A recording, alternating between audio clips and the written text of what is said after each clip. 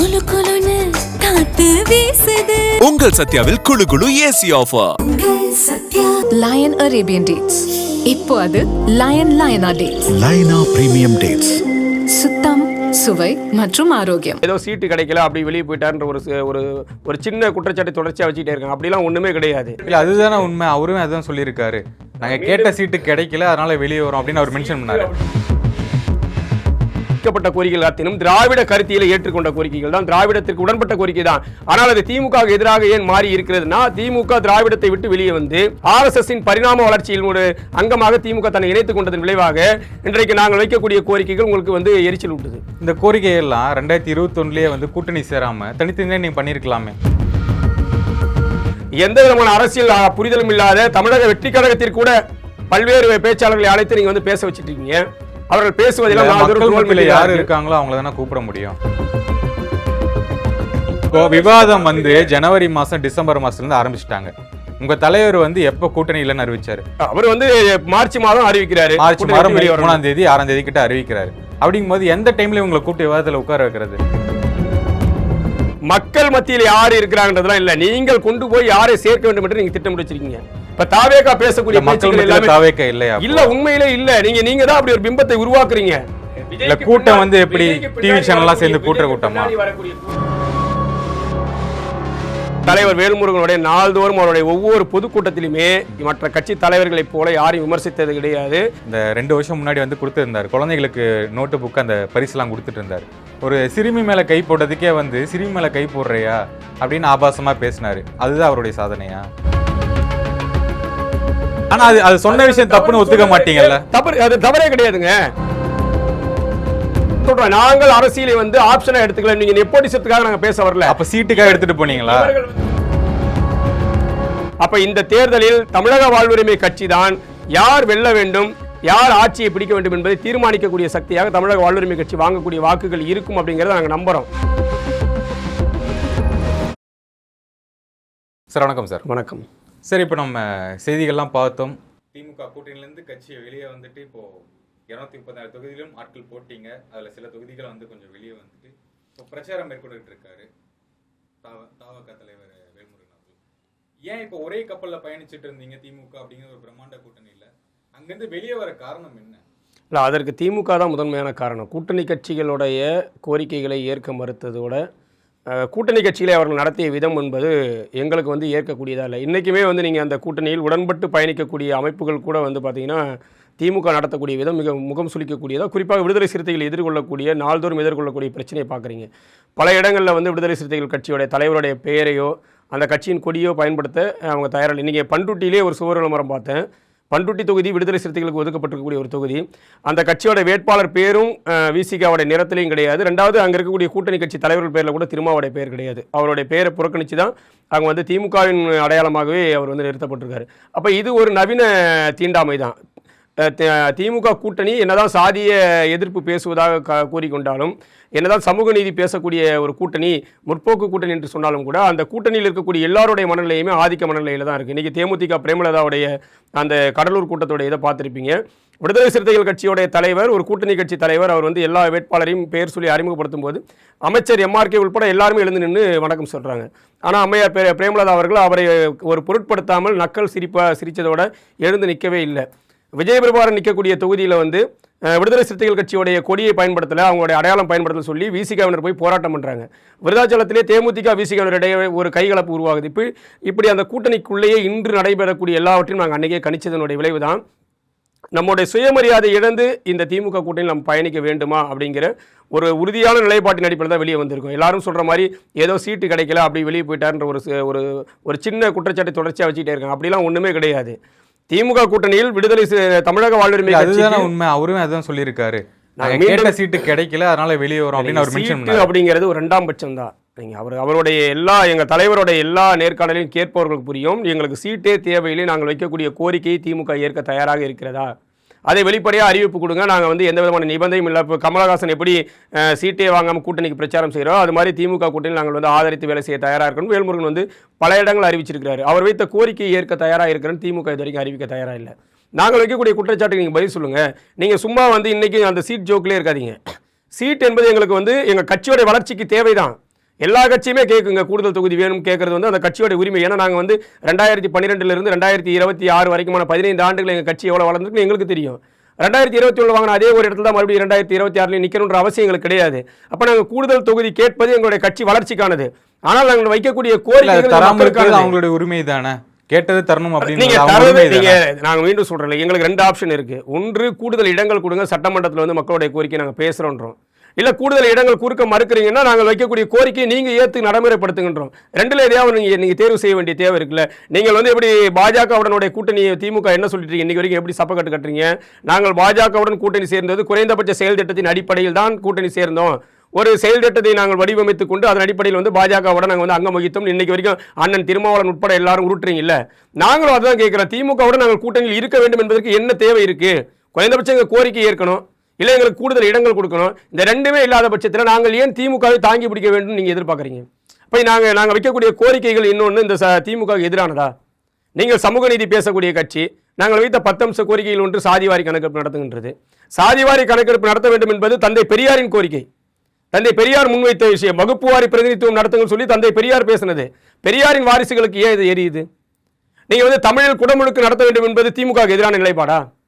நீங்க சமஸ்கிருத எதிர்ப்பு பேசிய திமுக, ஆரிய எதிர்ப்பு பேசிய திமுக, இன்றைக்கு உங்களுடைய ஆட்சி 60 ஆண்டுகால திராவிட ஆட்சியில் தமிழ்நாட்டில் ஏன் இன்று வரை தமிழ்நாட்டின் கோவில்களில் குடமுழுக்கு தமிழ் நடத்தப்பட முடியல?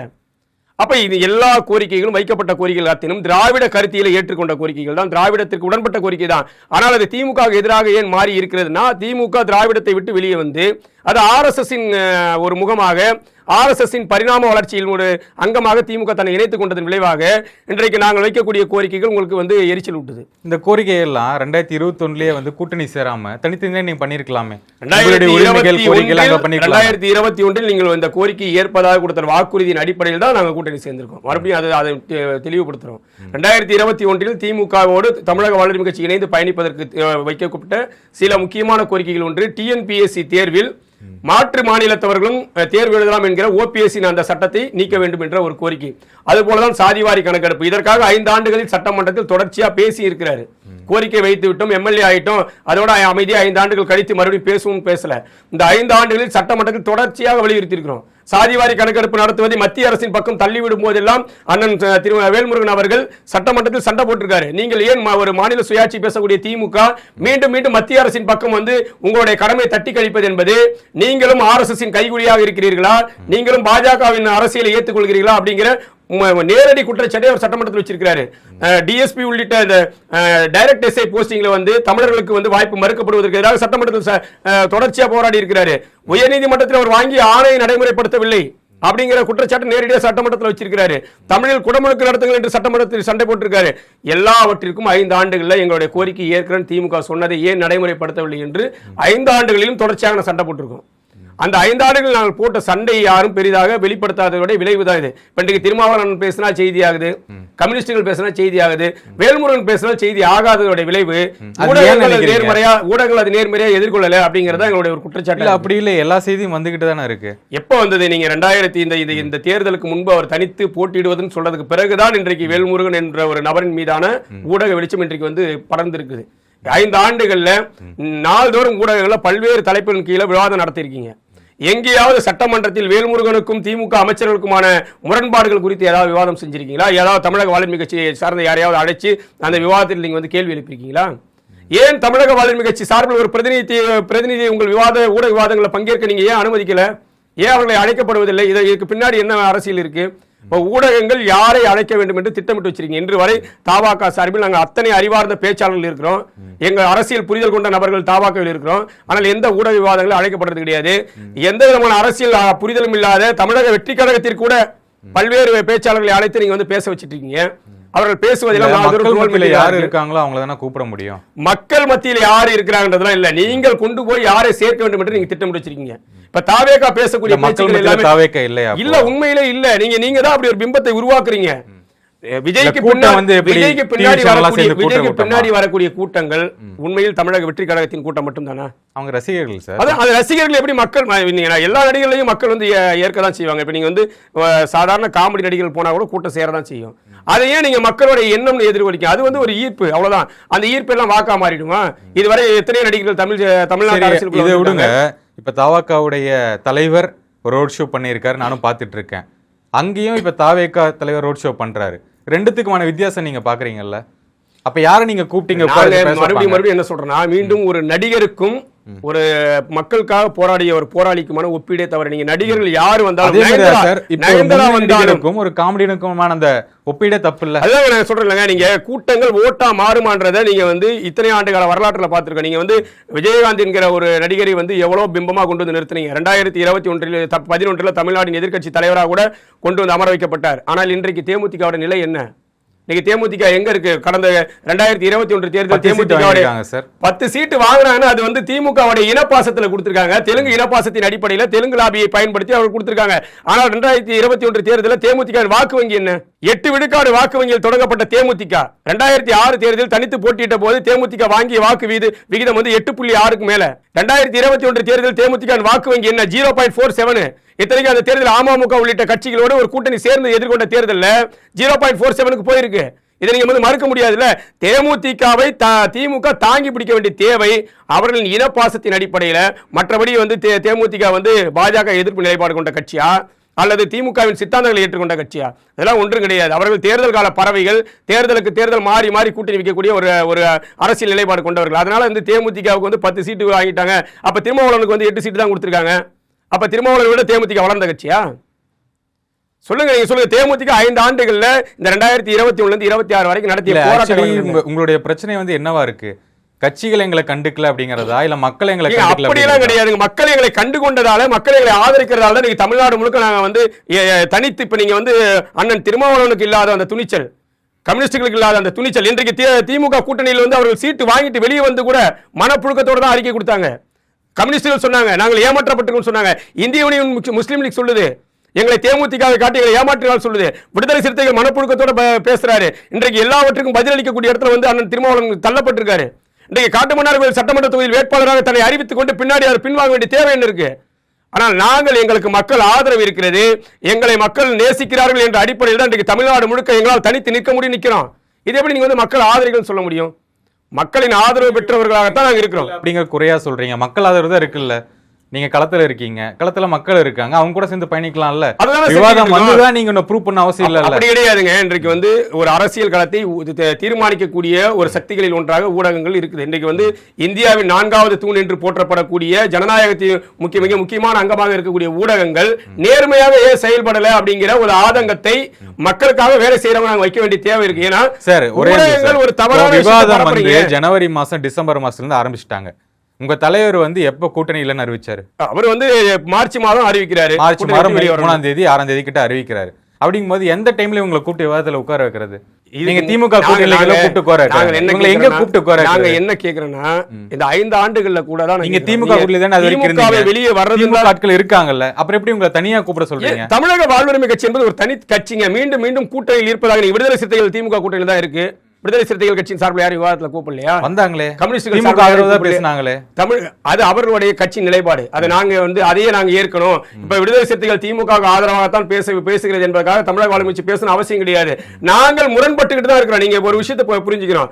தமிழக வாழ்வுரிமை கட்சியோடு முரண்படக்கூடிய, திமுகவோடு முரண்படக்கூடிய தமிழக வாழ்வுரிமை கட்சி சார்ந்த விவாதங்கள்ல கூட ஏன் நாங்கள் அழைக்கப்படலை அப்படிங்கிறத ஜனநாயகத்தை அடிப்படையில் நாங்கள் ஒரு கேள்வியை எழுப்புறோம். இதை ஊடகங்கள் கவனத்தில் எடுத்துங்க. நாங்கள் ஒரு கட்சி, தேர்தல் அரசியல் இருக்கக்கூடிய கட்சி. 2016 எலெக்ஷன்லயே நாங்கள் தனித்து 18 இடங்களை போட்டிட்டு இருக்கோம். நீங்கள் திமுக கூட்டணியில் இருந்ததை மட்டும் தான் பேசிட்டு இருக்கீங்க. அந்த 2016 தேர்தல் தனித்து போட்டிட்ட வேல்முருகன் டெபாசிட் வாங்கினாரு. அதே தேர்தலில் மக்கள் நல கூட்டணி அமைத்து போட்டிட்ட விஜயகாந்த் டெபாசிட் இழந்தார். இதை நீங்க ஒப்பிட்டு பேசுங்க. இதையெல்லாம் நீங்க ஊடகங்கள் கொண்டு போய் சேர்க்க தவறியதன் விளைவு ஏதோ விஜய்க்கு தான் மாசு இருக்குது, அந்த கட்சி தான் மாசு இருக்கு. இல்ல நீங்க தொடர்ந்து சந்திப்பு இருக்குங்க. நீங்க எப்படி வரீங்கன்னா, நீங்க பண்ண சாதனைகள், நீங்க பண்ண விஷயங்கள் சொல்லவே மாட்டீங்க.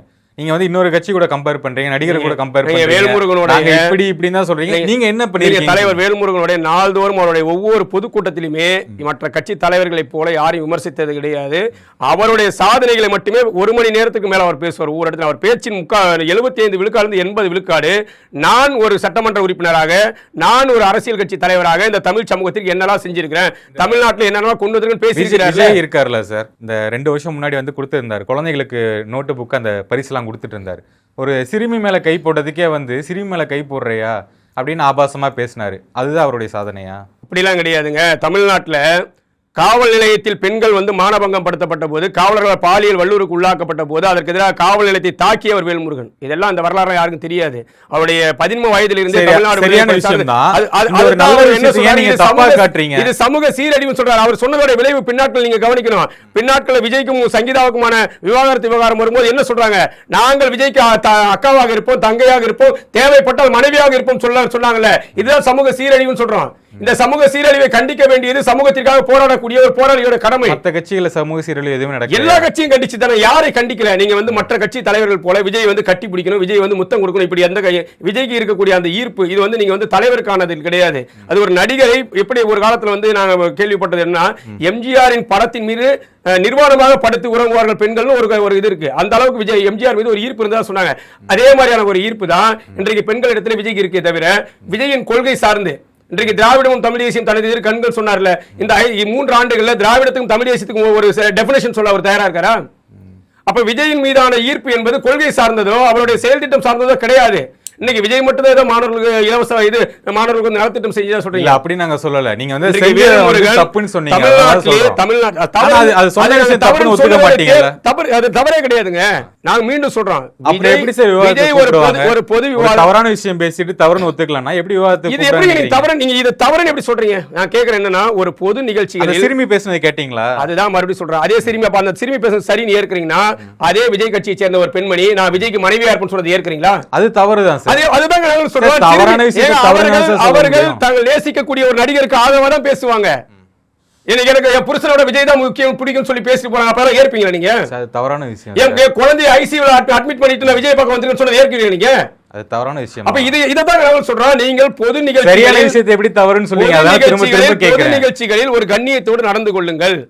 இது வந்து இன்னைக்கு பாலியல் விவகாரங்கள் வந்து இன்னைக்கு தமிழ்நாட்டுல வந்து அவர் வந்து ஒழுங்கமைக்காத ஒரு விஷயம் இருக்கு. ரிப்பீட்ல அதே வரீங்க. அவர் வந்து ஒரு அடல்ட் கிட்ட போய் அவர் ரொம்ப இதெல்லாம் பண்ணல. சரிங்களா?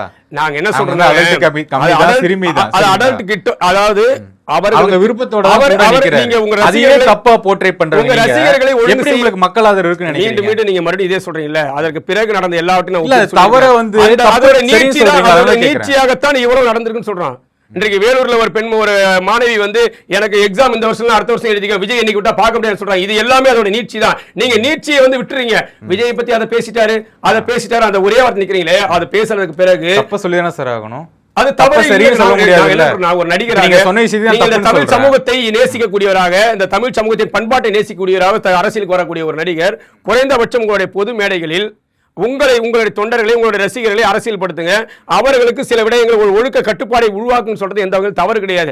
அதை திருத்திக் கொள்வது திருத்திக் கொள்ளாத விஜயோடைய தனிப்பட்ட நிலைப்பாடு அவங்க கட்சி பிரச்சனை சார். நீங்க உங்க கட்சியில மறுபடியும் ஒரு கட்சியை மட்டுமே கொண்டு வரீங்க. நாங்கள் இந்த ஒட்டுமொத்த தமிழ் சமூகத்துக்காக போராட வந்த எங்களுக்கு அதை பார்க்கும் போது வரக்கூடிய அந்த கோபம் இருக்குல்ல, உண்மையிலே சொல்றேன். இந்த தமிழ் சமூகம் இவ்வளவு சீரழிஞ்சு போயிருக்கா.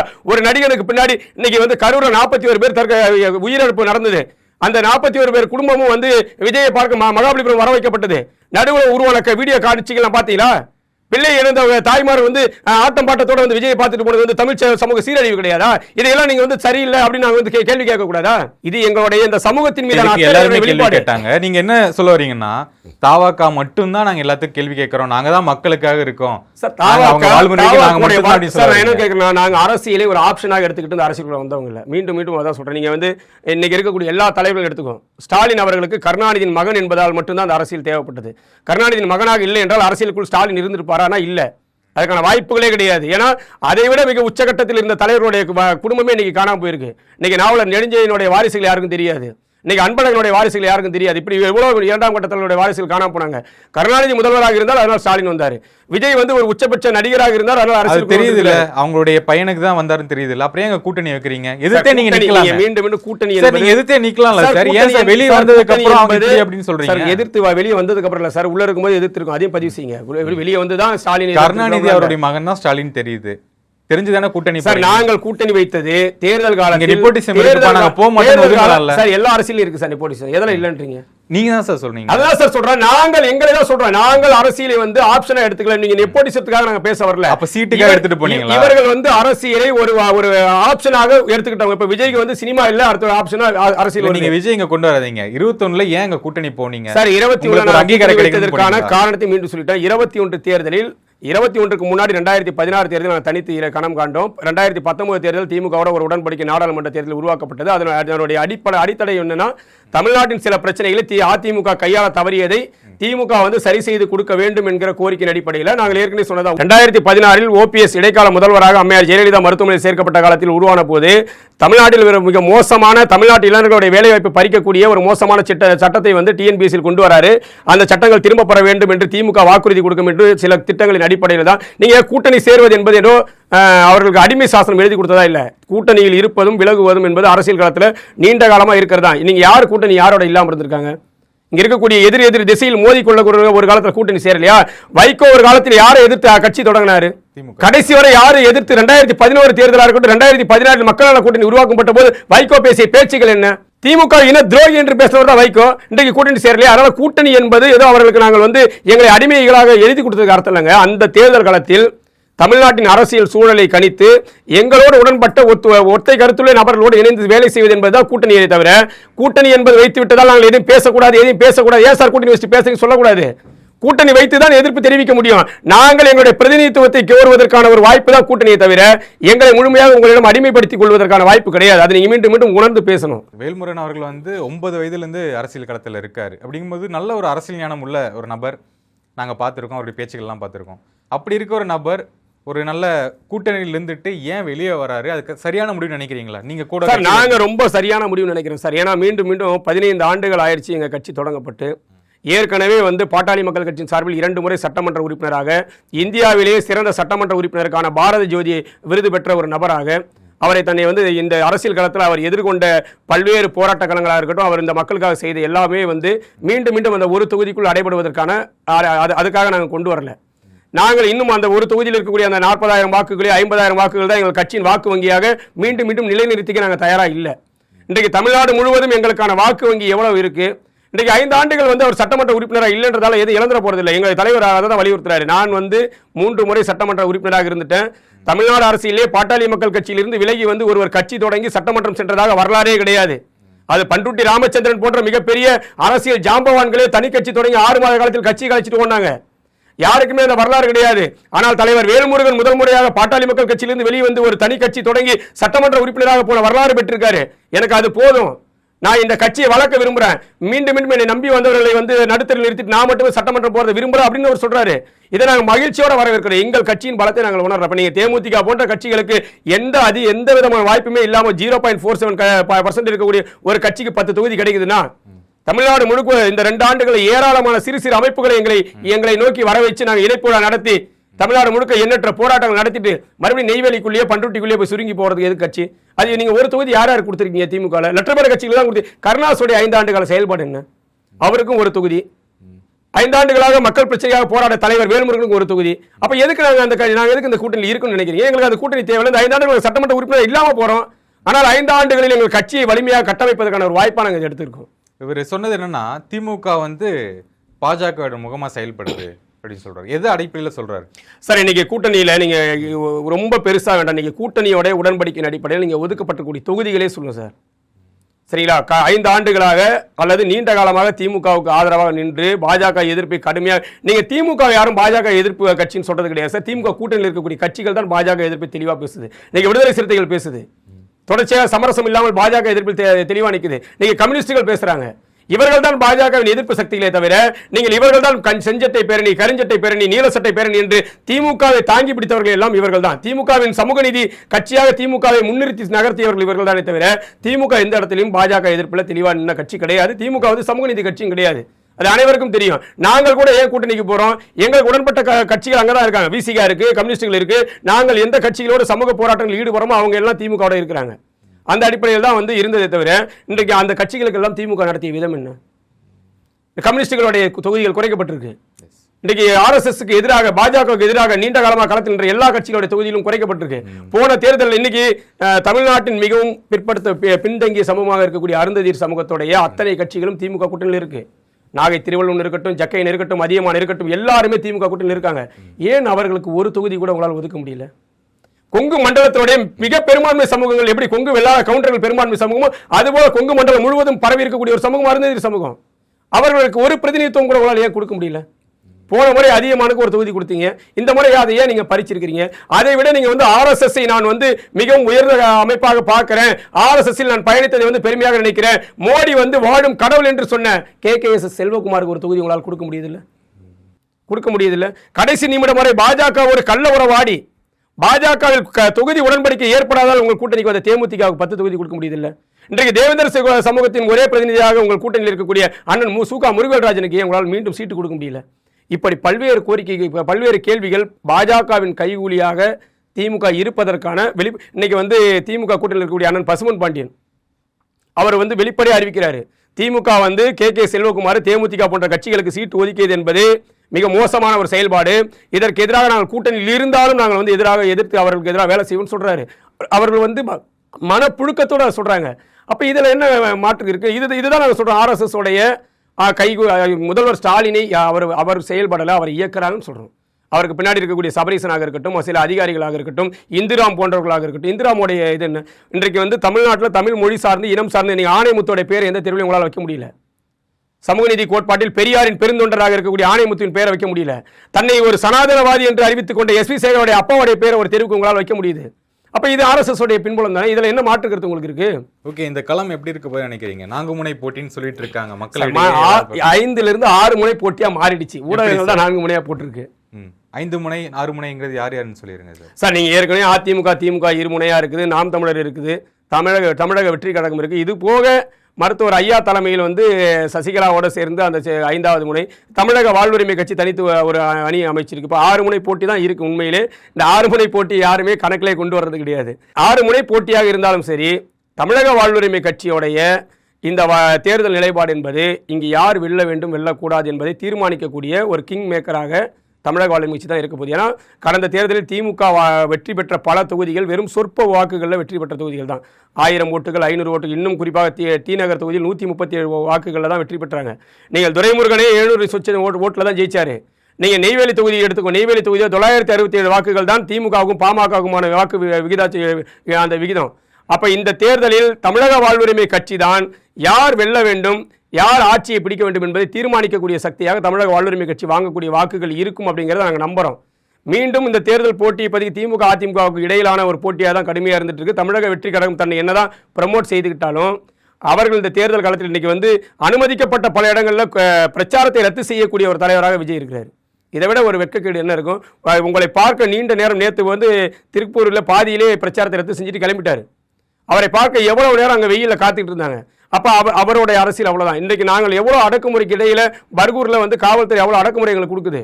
அதுக்கு இடையில எங்கள் தலைவர் நேரடியாக களத்தில் இறங்கி சாலை மறியல் பண்ணி அந்த பிரச்சாரத்தை தொடர்றாரு. என்ன பிரச்சனை? அனுமதி அந்த மாதிரி பிரச்சனை சார். அனுமதிக்கு பதிலாக எல்லா இடத்துலையும் முறைப்படி வாங்கி தான் சார் பண்ணிட்டு இருக்கோம். ஏன்னா தமிழ்நாடு முழுக்க தலைவர் வேல்முருகனுடைய பிரச்சார திட்டங்கள் ஏற்கனவே போடப்பட்டு நாங்கள் ஒவ்வொரு நாளும் எங்கே போகிறோம் அனுமதி வாங்கியிருக்கோம். ஆனால் காவல்துறை இடை புகுந்து சில குழப்பங்களை திட்டமிட்டு இந்த அரசுடைய வேலை திட்டம் தான் அது. திமுகவுடைய வேலை திட்டம். அவர்களுடைய தோல்வி பயத்தின் வெளிப்பாடாக தமிழக வாழ்வுரிமை கட்சிக்கு முறையான அனுமதி கொடுக்கறது கிடையாது. இப்போ நாங்கள் பல இடங்களில் வந்து எங்கள் கட்சியோட வேட்பாளர்கள் இன்றைக்கும் வந்து வாகன பரப்புரைக்கு பல முறை வந்து அனுமதி போட்டும் ரத்து செய்யப்பட்டிருக்கு. இப்போ திருவள்ளூர் தொகுதியில் கிட்டத்தட்ட 16 முறை அப்ளிகேஷன் போட்டிருக்கும். ஆனால் இப்போ வரைக்கும் திருவள்ளூர் தொகுதியில் ஒரு இடத்துல கூட எங்களுக்கு இன்ன வரைக்கும் அனுமதி கிடைக்கல. இது மாதிரி பல தொகுதிகளில் எங்களுக்கு வந்து தொடர்ச்சியாக அனுமதி கொடுக்காம இழுத்தடிக்கக்கூடிய வேலையை இந்த அரசு செஞ்சுக்கிட்டு தான் இருக்குது. அதோட வெளிப்பாடு தான் பர்கூரில் தலைவர் வேல்முருகன் வரக்கூடிய பிரச்சாரத்தை எப்படியாவது சீர்குலைக்கணும். ஏன்னா பர்கூரில் வந்து எங்கள் கட்சியின் மிகப்பெரிய வாக்கு வங்கி வாங்கக்கூடிய ஒரு தொகுதியாக இருக்குது. அதை எப்படியாவது சீர்குலைக்கணும். அந்த ஒரு எண்ணத்தின் அடிப்படையில் தான் இந்த அதிகாரிகள் வந்து களத்தில் இறக்கப்படுறாங்க. ஆனால் வேல்முருகனுடைய வரலாறு அறிந்தவர்கள் உங்களுக்கு எதிராக செயல்படுது சொல்றீங்களா? உறுதியாக செயல்படுது சார். ஏன்னா அது பயப்படுது. இந்த தேர்தலில் நீங்கள் வந்து திமுகவின் வாக்கு, போன தேர்தலில் எங்களுடைய வாக்கு திமுகவுக்கானதாக இருந்தது. இப்போ நாங்கள் வாங்கக்கூடிய வாக்குகள் திமுகவுக்கு எதிராக மாறும் அப்படின்னு திமுக பயப்படுது. அதோடைய வெளிப்பாடு தான் இது. ஆனால் வேல்முருகனுடைய வரலாறு அறிந்தவர்களுக்கு வந்து இந்த பூச்சாண்டிகள்லாம் அவர் பயப்படுறவர் கிடையாது. அவர் தன்னுடைய இளம் பருவத்திலிருந்தே காவல்துறை அடக்குமுறைக்கு எதிராகத்தான் வளர்ந்தவர். தன்னுடைய 8 வயதில் இருந்து இன்னைக்கு குளத்தூர் மணி போன்றவர்கள், கோவை ராமகிருஷ்ணன் போன்ற வெளிப்படையாக சொல்றாங்கல்ல, தன்னுடைய இளமை காலத்திலிருந்தே விடுதலை புலிகளுக்காக எண்ணற்ற தியாகங்கள் செய்த குடும்பம் அது. அதனால வந்து இந்த திமுக பூச்சாண்டிகள் வந்து ஒருபோதும் விஜய் போன்றவர்கள் பதறி ஓடலாம், விஜய் போன்றவர்கள் வந்து இந்த அடக்குமுறைகளுக்கு அஞ்சி போகலாம். ஆனால் தலைவர் வேல்முருகன் எந்த இடத்திலும் அடக்குமுறையை கண்டு அஞ்சி போவர் கிடையாது. அப்படிங்கிறத நாங்கள் வந்து இந்த பிரச்சார காலத்தில் உறுதியாக காட்டிக்கிட்டு இருக்கோம். இந்த களம் என்ன ஆகும் நினைக்கிறீங்க? 26 உறுதியாக மாற்று அரசியலை வந்து மக்கள் விரும்புகிறாங்க சார். மீண்டும் திமுகவின் 5 ஆண்டு கால அரசியலில் பல்வேறு நெருக்கடிகளை மக்கள் வந்து சந்திச்சிருக்காங்க. குறிப்பாக அவருடைய வாக்குறுதிகள் பல பொய்த்து போயிருக்கிறது. அவர்களுக்கு 2021 கொடுக்கப்பட்ட பல்வேறு வாக்குறுதிகளை அது வந்து அடிப்படை தொழிலாளர்களிருந்து அரசு ஊழியர்கள் வரை யாருக்குமான அந்த வாக்குறுதிகளை அவங்க நிறைவேற்றல. குறிப்பாக ஓய்வூதிய திட்டங்கள் உட்பட எல்லாவற்றிலும் அதே குளறுபடி மீண்டும் தொடர்ந்துகிட்டு இருக்கு. இதனுடைய விளைவாக அனைவருமே மாற்றத்தை விரும்புகிறாங்க. அதற்கான ஒரு வாய்ப்பாக இப்போ இந்த திமுக எதிர்ப்பு வாக்குகளை ஒருங்கிணைக்கக்கூடிய ஒரு சக்தி உள்ள கட்சியாக அதிமுக தன்னை நிலைநிறுத்தி கொண்டால் இந்த தேர்தலில் வந்து ஒரு மாற்றம் உறுதியாக வரும். அந்த மாற்றத்தை தான் நாங்களும் விரும்புகிறோம். நேர்காணல் மிக்க நன்றி. தொடர்ந்து பேசுவோம். நன்றி.